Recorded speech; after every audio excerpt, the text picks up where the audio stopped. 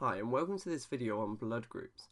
There is more content, quizzes and past papers on the website, which is www.elevise.co.uk. There are antigens on all cells in the human body. Antigens are markers and they are unique to us. The antigens on my cells are different to the antigens on your cells. The lymphocytes in our bodies know not to produce antibodies for the antigens on our own cells. This is because they know that these cells have been produced by us.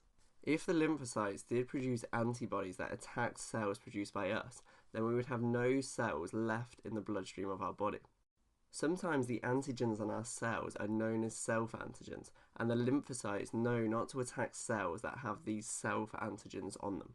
Pathogens that enter the body have different antigens to the antigens on our cells, and the lymphocytes recognize this and produce the appropriate antibody to destroy the pathogen that has entered the body. The lymphocytes recognize that the antigens on the pathogen are non-self, and therefore they attack the pathogen. Antigens and antibodies are important when we're looking at blood groups. There are 4 different blood groups, and the blood group of an individual is determined by 2 different factors. The first factor is the antigens on the surface of red blood cells. There are 2 different antigens on red blood cells, and we denote these as capital A and capital B. The second factor is the antibodies in plasma. There are also 2 types of antibodies in blood plasma, and these are lowercase a and lowercase b. We need to note that the antigens are always as capital letters, capital A, capital B, and the antibodies are always lowercase letters, lowercase a and lowercase b. Antibodies will destroy certain types of red blood cells by causing them to clump together. This is known as agglutination. Antibody A will agglutinate red blood cells with antigen A. Antibody B will agglutinate red blood cells with antigen B. So let's have a look at the 4 different blood groups. The 4 different blood groups are A, B, AB and O. In the table we also have the 2 factors that determine the blood group, which are the antigens on the red blood cells and the antibodies in plasma. So let's have a look at blood group A first. From the table we can see that the antigens on the red blood cells of A are A, and the antibodies in the plasma are lowercase b. This means that the antigens present in plasma won't cause the red blood cells to agglutinate because B only agglutinates red blood cells with antigens of type B. Therefore, blood group A works without agglutinating. We can work through the other blood groups with similar logic. If we look at blood group B, we see that the antigens on red blood cells are capital B, and the antibodies in plasma are lowercase a.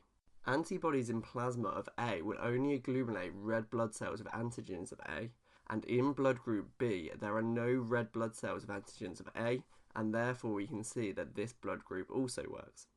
AB is another blood group. The red blood cells in this blood group have both the antigens. We denote this as AB. They have no antibodies in their plasma. The final blood group that we're going to look at is O.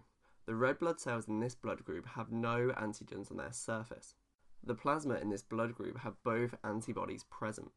Now let's have a look at blood transfusions. It's essential that an appropriate blood group is used in a blood transfusion. This is because if an inappropriate blood group is used, the red blood cells may agglutinate, which can cause blood to clot inside blood vessels. This blocks blood vessels, meaning that blood cannot circulate around the body. There are many different types of blood transfusions, but we are only going to be looking at a red blood cell transfusion. This would be used in a sickle cell crisis. The plasma is removed from the donating blood.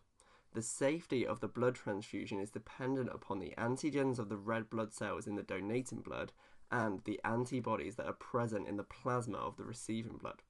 Let's have a look at what blood type an individual from blood group A could have. Blood group A has antigens of A and antibodies of B.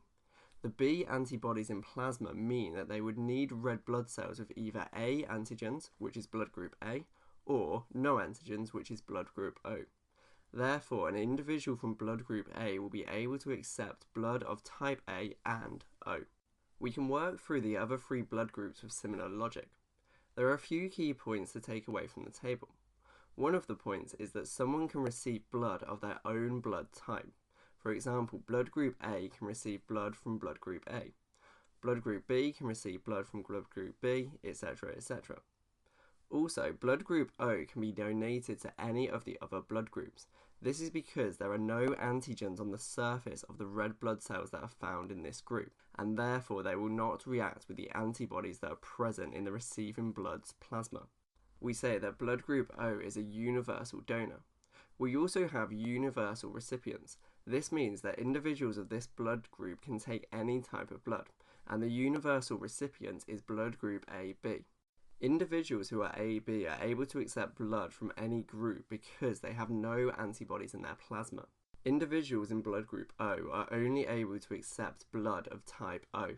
This is because they have both of the antibodies A and B present in their plasma. This brings us to the end of this video.